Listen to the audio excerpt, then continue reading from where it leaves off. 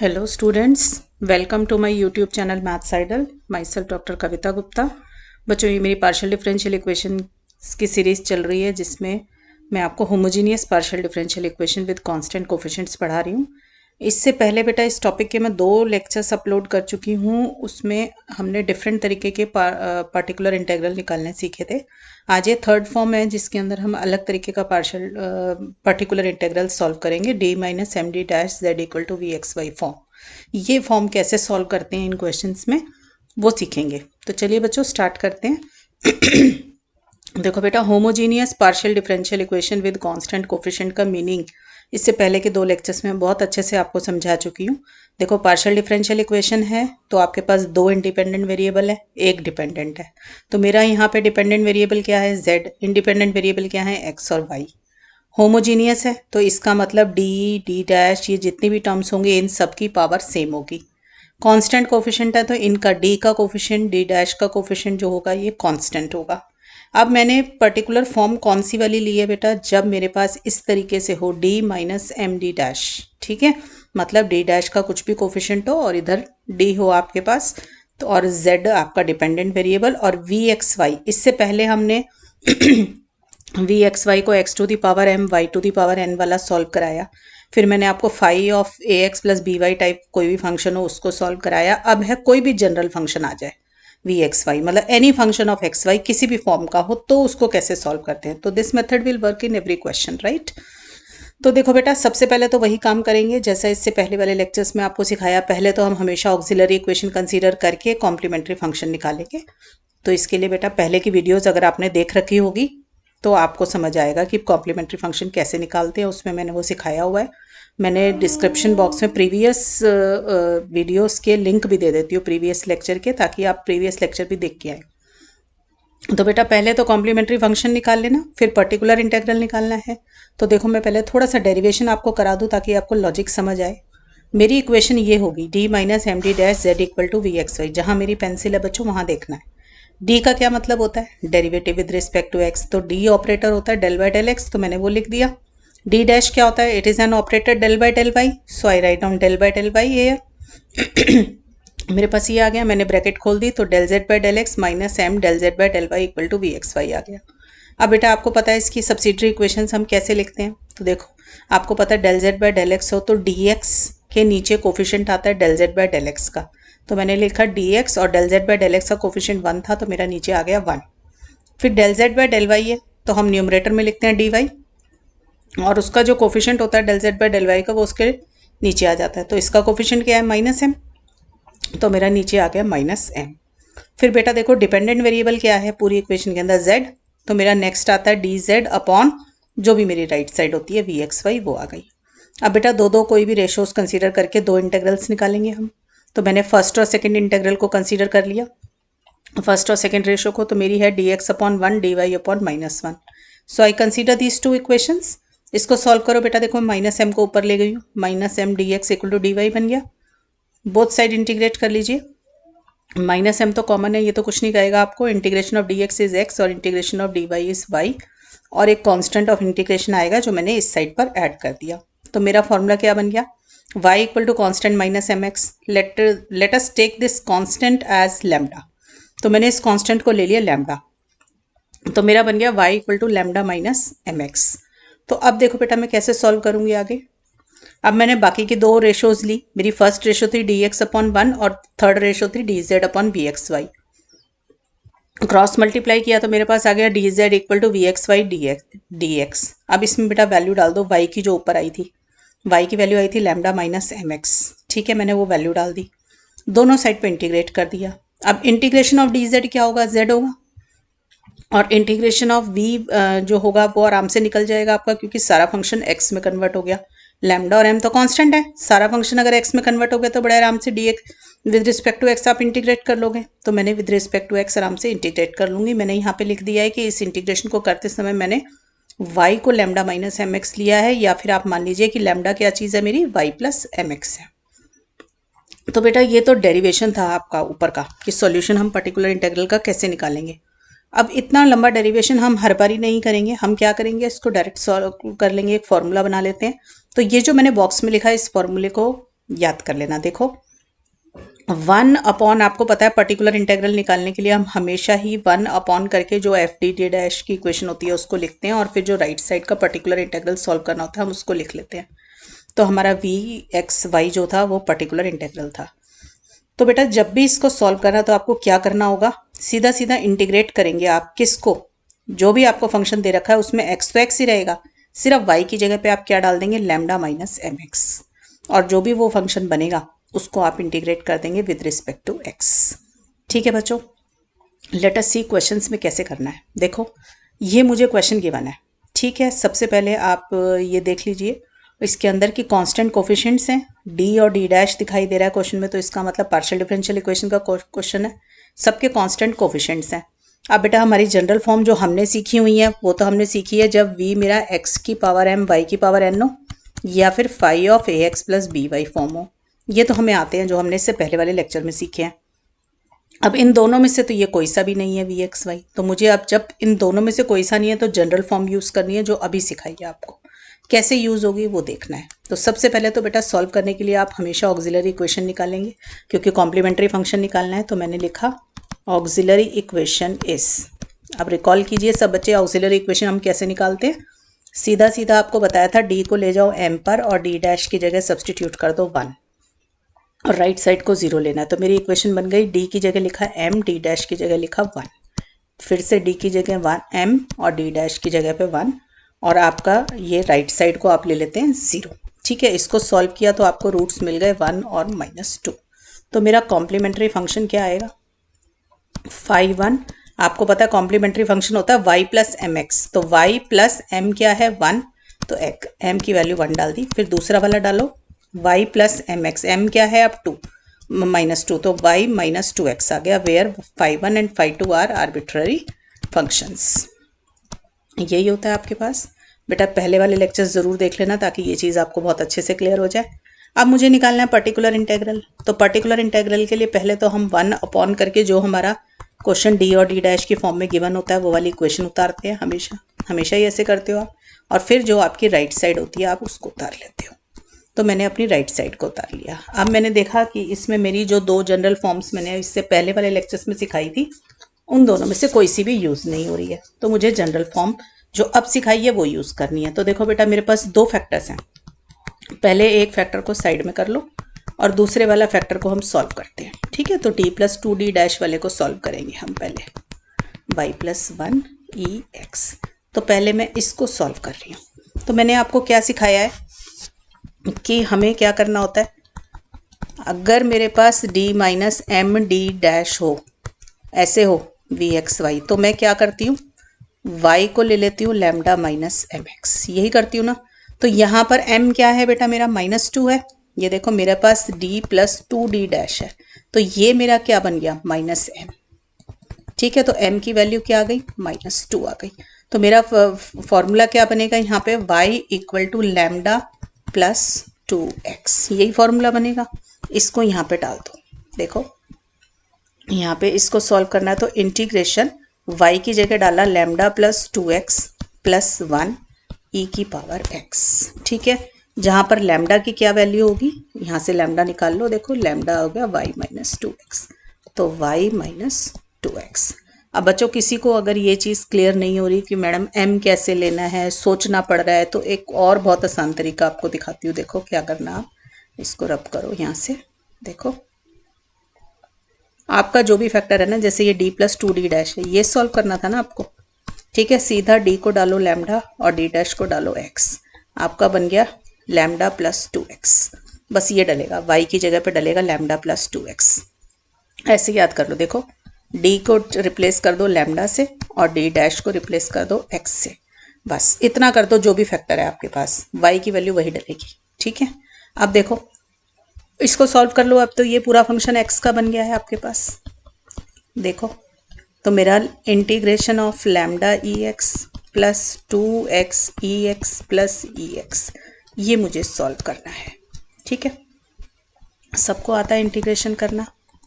देखो लैम्डा ई एक्स का इंटीग्रेशन ई X plus 2x E X के अंदर बाई पार्ट्स लगाओगे बेटा, first function as it is integration of second minus integration of second और differentiation of first, ठीक है, और ई एक्स का डेरिवेटिव ई एक्स, ये आ गया यहाँ तक। तो मेरे पास क्या आ गया, लैम्डा ई X plus 2x E x minus 2 का ई एक्स प्लस ई एक्स। क्लियर है कोई बच्चों बात यहाँ तक?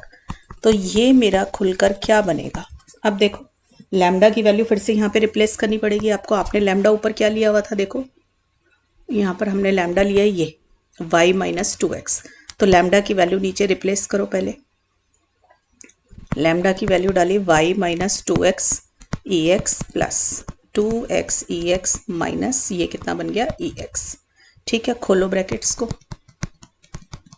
ठीक है। तो ये बना y E x minus 2x E X plus 2 ई एक्स कट जाएगा, तो ये आ जाएगा मेरे पास, ठीक है बच्चों। इसको और फैक्टराइज कर सकते हो आप, y माइनस 1 ई एक्स। अब मुझे ये पर्टिकुलर इंटेग्रल सॉल्व करना है, तो देखो अब इसमें क्या करो, d को लैम्डा से रिप्लेस करो, d डैश को x से रिप्लेस करो, तो मेरे पास क्या बन जाएगा यहाँ पर, y को क्या डालूंगी, लैम्डा माइनस x, ठीक है। तो मेरा ये क्या किस में कन्वर्ट होगा, y की जगह डाल दो लैम्डा माइनस x, ठीक है, और इंटीग्रेशन का sign with respect to dx, और लैम्डा की वैल्यू क्या होगी, यहाँ से लैम्डा की वैल्यू निकाल लो y प्लस एक्स। क्लियर हो गया बच्चों, ठीक है। अब इसको सॉल्व करना है बस, ये मेरा आंसर होगा। देखो लैम्डा ई एक्स का इंटीग्रेशन ई x minus x e x का आपने अभी ऊपर देखा, first function as it is, second function by parts लगाई मैंने सिंपल, माइनस ई एक्स, तो ये आ गया मेरा लैम्डा ई x minus x e x minus minus plus, और ये आ गया, ठीक है। तो अब लैम्डा की वैल्यू फिर से रिप्लेस कर दो, मेरे पास लैम्डा अब इस स्टेप पे क्या था, ये रहा y प्लस एक्स, ठीक है। तो y plus x e x minus x e x, तो ये आ जाएगा y ई एक्स, ठीक है बेटा। तो ये आया मेरा पूरा पर्टिकुलर इंटेग्रल। तो मेरा सॉल्यूशन क्या निकल कर आया बेटा, z इक्वल टू जो कॉम्प्लीमेंट्री फंक्शंस आए थे आपके ऊपर, कॉम्प्लीमेंट्री फंक्शंस आए थे मेरे y प्लस एक्स, और फाई 2 आया था मेरा y माइनस 2x, और पर्टिकुलर इंटेग्रल पूरे क्वेश्चन को सॉल्व करके निकला y E X, where phi 1 and phi 2 are arbitrary functions. तो इस तरीके से बेटा ये वाले मेथड से कोई भी क्वेश्चन सॉल्व हो जाएगा। और देखो एक क्वेश्चन आप, तो d cube minus 3d d dash square minus 2d dash cube z equal to cos x plus 2y minus E Y 3 plus 2x। थोड़ा सा बड़ा क्वेश्चन लिया है मैंने, ये देखो। अब देखो बेटा मेरे पास सबसे पहले तो जब भी ये क्वेश्चन एग्जाम में आए तो आपके माइंड में क्या बात आनी चाहिए कि मेरे पास क्वेश्चन में d और d डैश दिखाई दे रहा है, तो क्वेश्चन पार्शियल डिफरेंशियल इक्वेशन का है। फिर आप देखेंगे कि d की भी पावर देखो 3 है, और d डैश की टोटल पावर 3 है, d डैश की भी पावर 3 है, सबकी पावर सेम है, इसका मतलब ये इक्वेशन होमोजीनियस है। फिर क्या देखेंगे कि सबके कांस्टेंट कोफिशिएंट्स है, देखो d क्यूब का 1 है, d डैश का 3 है, माइनस 3 है, इसका माइनस 2 है, तो सबके कांस्टेंट कोफिशिएंट है, तो it is a homogeneous partial differential equation with constant coefficients. अब अगर ये है तो सबसे पहले तो कॉम्प्लीमेंट्री फंक्शन निकालना है, उसके लिए हमें ऑक्सिलरी इक्वेशन लेनी है। तो ऑक्सिलरी इक्वेशन इस कैसे मिलती है, ऑक्सिलरी इक्वेशन d को ले जाओ m पर और d डैश को ले जाओ 1 पर, तो d की जगह डाला m माइनस 3, d की जगह डाला m और d डैश की जगह डाला 1, और बाकी का सारा हम राइट साइड 0 ले लेते हैं। ठीक है बेटा, इसको सॉल्व करोगे तो पहले कोई भी एक रूट हिट एंड ट्रायल निकालो। तो हिट एंड ट्रायल मेरा -1 एक रूट आ रहा है, तो मेरा एक तो ये m+1 आ गया, दूसरा मैं सिंथेटिक डिवीजन बहुत बारी सिखा चुकी हूँ अब आपको, लॉन्ग डिवीजन से को अवॉइड करने के लिए सिंथेटिक डिवीजन से कैसे निकल जाता है ये रूट। ठीक है, तो आप ये रूट निकालेंगे तो ये आ जाएगा आपके पास। मैं फिर से रिकॉल करा देती हूँ मैंने कैसे निकाला है। देखो इधर मेरे पास है m³ इक्वेशन, फिर m³ के बाद m² आता है, फिर m आएगा और फिर कांस्टेंट आएगा। ठीक है, m³ के नीचे m³ का कोफिशिएंट लिखो। देखो मेरी इक्वेशन है m³ माइनस 3m माइनस 2, तो m³ के नीचे उसका कोफिशिएंट लिखा, m² का कोफिशिएंट है नहीं तो 0, m का कोफिशिएंट -3 और कांस्टेंट का -2 आ गया।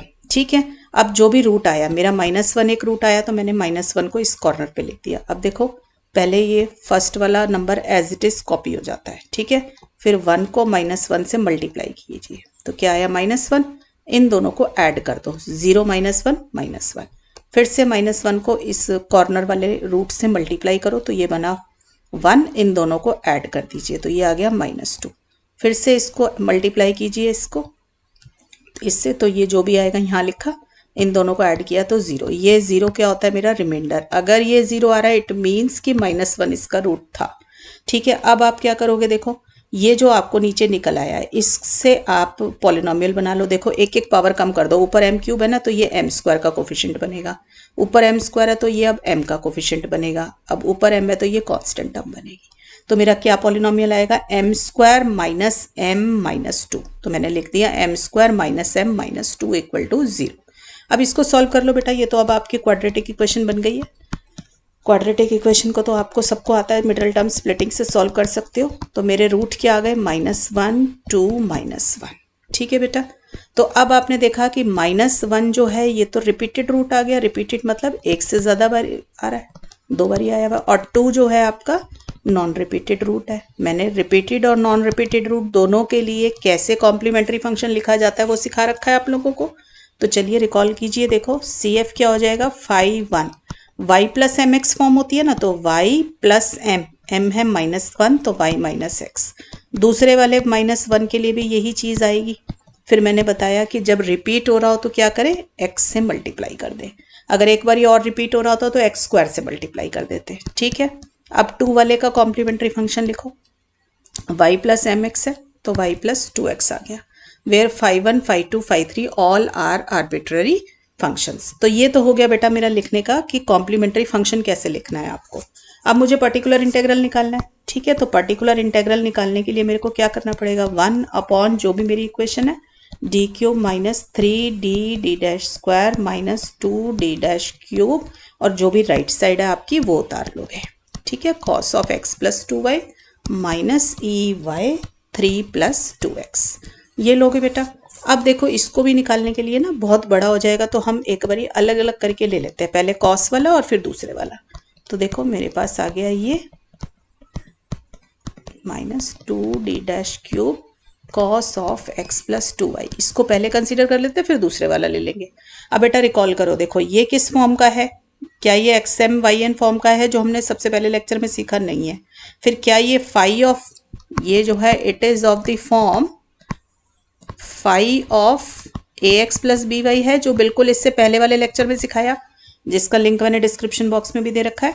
ठीक है, ये इस फॉर्म का है तो हम बड़े आराम से सॉल्व कर सकते हैं। कैसे सॉल्व करना है, देखो d को डालेंगे coefficient of x, coefficient of x यहाँ पे क्या है 1, d' को डालो कोफिशिएंट ऑफ y, y का कोफिशिएंट क्या है 2। जरा डाल के देखो डिनोमिनेटर में 0 तो नहीं आ रहा है इसमें, पुट हेयर, तो यहाँ पे क्या आ जाएगा 1 देखो d³ यानी कि 1 - 3d आता 1d' है, 2 का स्क्वायर हो जाएगा -2d'³ यानी कि 2 का क्यूब। सॉल्व करो जरा इसको, क्या आ रहा है एक बारी साइड में, 1 - 2 2 = 4 3 = 12 2 2 = 4 2 = 8 2 = 16 28 27। ठीक है, -1/27 आ रहा है, तो ये 0 तो नहीं आ रहा, तो बहुत ही अच्छी बात है। तो मेरे पास क्या आ जाएगा, ये आ रहा है ना दिस। अब आपको क्या सिखाया हुआ है कि अगर 0 नहीं आ रहा तो आप पहले d और d' की वैल्यूज जो सिखाई है कोफिशिएंट ऑफ x और कोफिशिएंट ऑफ y वो डाल लीजिए। साथ में क्या देखेंगे, ये d³ है, कौन से ऑर्डर की इक्वेशन है, 3rd ऑर्डर की। ठीक है, तो 3 बारी इंटीग्रेशन करेंगे। किसका इंटीग्रेशन करेंगे, ये cos वाली टर्म का। cos वाली टर्म क्या है, cos x + 2y, तो cos u du लिख लो, वेयर u क्या चीज होगी आपकी x + 2y। ठीक है, आ रही है बात समझ में यहाँ पे। तो मेरे पास ये क्या सॉल्व होके आ गया, 1/27 माइनस साइन के साथ, और 3 बारी मेरा इंटीग्रेशन होगा cos u du। बच्चों अगर भूल गए हो तो इससे पहले वाले लेक्चर में देखो, मैंने ये लेक्चर वो वाला लेक्चर में यही सब चीजें सिखाई हैं। अगर 0 आ जाता नीचे तो हम क्या करते, एक बारी डिफ्रेंशिएट करते विद रिस्पेक्ट टू d और एक x बाहर निकाल लेते। ठीक है, अब सॉल्व करो, देखो cos u है, देखो cos u है, एक बार इंटीग्रेट किया तो sin u, फिर इसको एक बार इंटीग्रेट किया, 3 बारी करना है ना, तो sin u का इंटीग्रेशन करूंगी तो -cos u। अब फिर से एक बारी और इंटीग्रेट करोगे तो क्या आ जाएगा, -sin u। तो मेरे पास आएगा -sin u कितना है मेरा, x + 2y। 3 बार करना है, याद रखना, 3 बारी ठीक से कर लेना। ठीक है, तो मेरे पास ये आ गया, तो मेरा आंसर आया sine of x plus 2y upon 27। तो ये तो मेरा बेटा निकला पर्टिकुलर इंटेग्रल नंबर 1 जो मैंने कॉस वाले उससे निकाला। अब मैं निकालूंगी पर्टिकुलर इंटेग्रल नंबर 2। तो पर्टिकुलर इंटेग्रल 2 है मेरा d cube minus 3d d dash square minus 2d dash cube. ठीक है, ये साथ में मल्टीप्लाई हो रहा है मेरा ई वाई 3 प्लस 2x। ठीक है, यही है मेरे पास, और माइनस भी था बेटा इसके साथ, minus E Y 3 plus 2x है, वो माइनस ना मैंने बाहर निकाल लिया यहाँ पे। ठीक है, -1 ये बाहर निकाल लिया। अब बेटा देखो, आपको दिखाई दे रही है a x plus B Y form नहीं है, ना ही ये x m y n form है, तो मुझे जनरल अपनी लैम्डा वाली फॉर्म यूज़ करनी पड़ेगी जो इस लेक्चर में हमने सीखी है। उसके लिए ज़रूरी है कि नीचे का जो डी क्यूब वाली ये जो टर्म है ये फैक्टराइज होके लिखी हो। अभी आपने ऊपर इसके रूट्स निकाले तो आपको पता चला कि इसके रूट्स थे -1 और 2। इसका मतलब मैं इसको लिख सकती हूँ d प्लस डी डैश का होल स्क्वायर और d माइनस 2d डैश। ठीक है, क्यों लिख सकते हैं? देखो मेरे रूट्स आए थे m इक्वल टू -1 और 2, तो इसका मतलब d प्लस 1 और d माइनस 2 ये फैक्टर बनेंगे। अब आपको पता है मैंने d डैश को 1 डाला हुआ था, तो 1 की जगह क्या लिख दिया मैंने? d dash. ठीक है, तो 1 की जगह पे हमने क्या लिखा? d dash. मैं दोबारा एक्सप्लेन कर रही हूँ। देखो जो हमने ऊपर इक्वेशन सॉल्व करी थी उसमें मेरे ये रूट्स आए थे ना, तो एक तरीके से इसको पहले फैक्टर्स बना लो, तो यही बनेंगे ना इसके फैक्टर्स इक्वेशन के। अब m की जगह पर d डाल दो और d 1 की जगह पर d डैश डाल दो। हमने क्योंकि d को m लिया था और d डैश को 1 लिया था, तो मेरी इक्वेशन बन गई d प्लस डी डैश। ठीक है, d प्लस डी डैश, और ये 2 को 2 इंटू 1 लिख सकते हैं ना, तो d प्लस 2d डैश, ये बन गई इक्वेशन। ठीक है, तो मैंने m-2 आएगा, सॉरी m-2 -2। ठीक है, तो ये बन गया मेरा फैक्टराइजेशन इसका ई वाई 3 प्लस 2x। क्लियर? अब इसे सॉल्व करना है हमारे को, तो एक एक फैक्टर करके सॉल्व करेंगे बेटा। तो पहले -1 इधर बाहर रखा, d प्लस डी डैश का स्क्वायर मैंने बाहर कर दिया, और अंदर मैंने रख लिया d minus 2d dash E Y 3 plus 2x। थोड़ा सा बड़ा होगा क्वेश्चन। देखो अब इसको सॉल्व करने के लिए मैंने क्या सिखाया, देखो d को डालो लैम्डा और d डैश को डालो x, तो मेरा क्या बन जाएगा? Minus d plus D dash square integration y की जगह पे क्या आ जाएगा बेटा मेरा? देखो y हो जाएगा लैम्डा माइनस 2x। ठीक है ना, तो मैंने बताया d को डाल दो लैम्डा और d डैश को डाल दो x, तो ये इक्वेशन बन गई लैम्डा माइनस 2x, उसी को y लेना, तो e lambda minus 2x 3 plus 2x। इससे बेटा थोड़ा काम जल्दी हो जाता है, वरना लॉजिक मैं आपको ऊपर सिखा चुकी हूँ इसका। तो मेरा लैम्डा क्या है यहाँ पे? y plus 2x। यहाँ से सॉल्व करके लैम्डा भी निकाल सकते हो। ठीक है ना, मतलब ये हमने क्योंकि क्वेश्चन में लैम्डा यूज़ किया ना, तो आपको बताना पड़ता है कि लैम्डा है क्या चीज़। ठीक है बच्चों, अब इसकी इंटीग्रेशन आपको करनी है, राइट? तो इसकी इंटीग्रेशन हम कर सकते हैं बहुत आराम से। देखो मेरे पास क्या होगा, बाय पार्ट्स यूज़ करनी पड़ेगी, और तो कोई तरीका नहीं है। तो first function as it is, integration of second, तो E lambda minus 2x, X का कोफिशिएंट -2 है तो डिवाइड करना पड़ जाएगा इंटीग्रेशन में, तो माइनस। अब देखो 3 प्लस 2x का डिफरेंशिएशन लूँगी तो t2 आ जाएगा, और इंटीग्रेशन तो यही आएगा ई लैम्डा माइनस 2x अपॉन -2, तो माइनस को बाहर कर दिया और 2 से डिवाइड करा, तो ये आ गया। ठीक है बच्चों पूरा। अब फिर दोबारा से अंदर वाला इंटीग्रल सॉल्व करना पड़ जाएगा आपको। तो देखो 3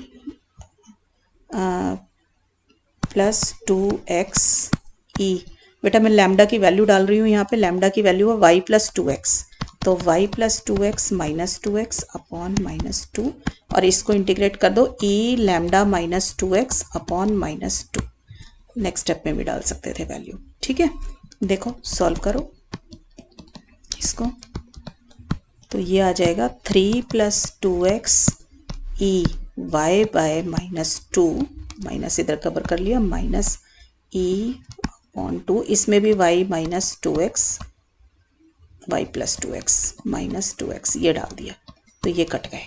ठीक है, और दोबारा से इसको थोड़ा सा खोल के लिख लेते हैं क्योंकि हमें अभी और इंटीग्रेट करना पड़ेगा। तो ये देखो -3e/2 माइनस 2 से 2 कैंसिल हुआ, x e y, और इधर से क्या आया माइनस ई वाई बाई 2, ये आया मेरा, है ना। माइनस को सारे को बाहर निकाल के बाहर वाले माइनस को एब्जॉर्ब करा लेते हैं, थोड़ा सिंपल लगेगा देखने में। तो ये मेरा बन गया ई वाई बाई 2 और ई वाई बाई 2 4/2, ये कितने बन गए -2 बन गया ना, और माइनस मैंने बाहर निकाल लिया तो ये बन गया मेरा 2EY, ठीक है, माइनस एक्स प्लस XEY, ये बन गया। क्लियर।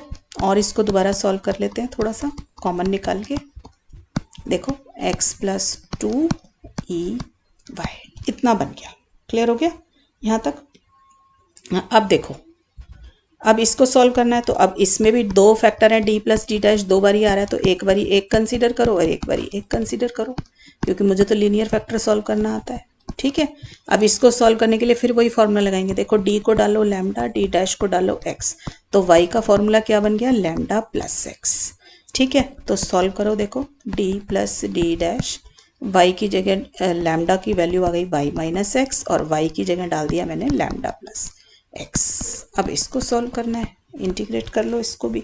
देखो बेटा, इसको इंटीग्रेट करने के लिए फिर से आप बाय पार्ट्स लगाएंगे। First function as it is, integration of second, अब की बारी x का कोफिशिएंट +1 है तो डिवाइड करेंगे तो वही आ जाएगा minus E lambda plus x D x. Simple by parts use करिए बच्चे मैंने, तो यहाँ पे क्या आ जाएगा 1/d प्लस डी डैश, देखो x प्लस 2 ई lambda plus X minus E lambda plus x. ठीक है, यही आ जाएगा। लैम्डा की वैल्यू रिप्लेस कर दीजिए, 1/d plus D dash, lambda की वैल्यू है y माइनस एक्स, तो y minus x plus x हो जाएगा, यहाँ पर भी आ जाएगा, और y minus x plus x यहाँ पे भी आ जाएगा। ठीक, सॉल्व किया आपने इसको थोड़ा सा तो और सिंप्लीफाई हो जाएगा। देखो x plus 2EY minus EY, ठीक है, तो एक EY और कम हो गया, है ना, तो XEY plus 2EY minus EY single EY, तो x प्लस 1EY बच गया। ये देखो, और सिंपल हो गया ना। अब इसको फिर से ऐसे ही सॉल्व कर लेंगे। देखो फिर से डालो d को लैम्डा और d डैश को डालो x, तो y आ जाएगा आपका लैम्डा प्लस x। ठीक है, तो इंटीग्रेट कर लो। देखो y की वैल्यू डाल दो लैम्डा प्लस x और यहाँ पर लिख दो कि लैम्डा मेरा क्या है y माइनस एक्स। बस बेटा, इसका फिर से इंटीग्रेशन करना पड़ जाएगा एज यूजुअल, थोड़ा लंबा क्वेश्चन ज़रूर है। देखो first function as it is, integration of second function minus differentiation of first और इंटीग्रेशन ऑफ सेकेंड। क्लियर, डालो value x plus 1 E lambda plus X minus E lambda plus X, तो ये बचा x times E lambda plus X, दूसरे वाला मेरा cut गया, lambda की वैल्यू रिप्लेस कर दो बेटा y माइनस एक्स। ठीक है, तो मेरे पास आ गया XEY। ठीक है बच्चों, तो मेरा फाइनल आंसर क्या निकल कर आया, z इक्वल टू जो भी मेरा CF आया था पीछे, CF था मेरा 5(1)y minus x plus x times 5(2)y minus x plus 5(3)y plus 2x plus XEY, तो ये वाला आया पर्टिकुलर इंटेग्रल, और दूसरा वाला पर्टिकुलर इंटेग्रल आया था मेरा sine of x plus 2y upon 27। ठीक है बच्चों, तो इस तरीके से बच्चों आप कोई भी इंटीग्रल कांस्टेंट कोफिशिएंट का हो तो इस वाले फॉर्मूले से सॉल्व कर सकते हो, और फैक्टराइजेशन आपकी ज़रूर हो जाएगी हर हाल में नीचे, अगर बाई चांस पॉलिनॉमियल फॉर्म दे रखी है तो, क्योंकि आपने रूट्स तो निकाले ही है ना, तो उससे आपकी आराम से हो जाएगी। तो देखो ये d³ प्लस 2, ये आपका होमवर्क है। ठीक है, ये होमवर्क में क्वेश्चंस ट्राई कर लेना, प्रैक्टिस हो जाएगी आपकी।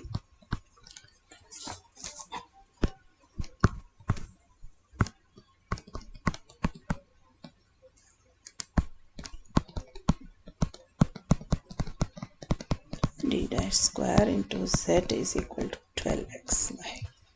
ठीक है, ये क्वेश्चन तो मैंने दूसरे मेथड से भी हो जाएगा, कोई ज़रूरी नहीं है कि हर एक क्वेश्चन इसी मेथड से ही होगा, एक क्वेश्चन दो मेथड से भी हो सकता है। ठीक है,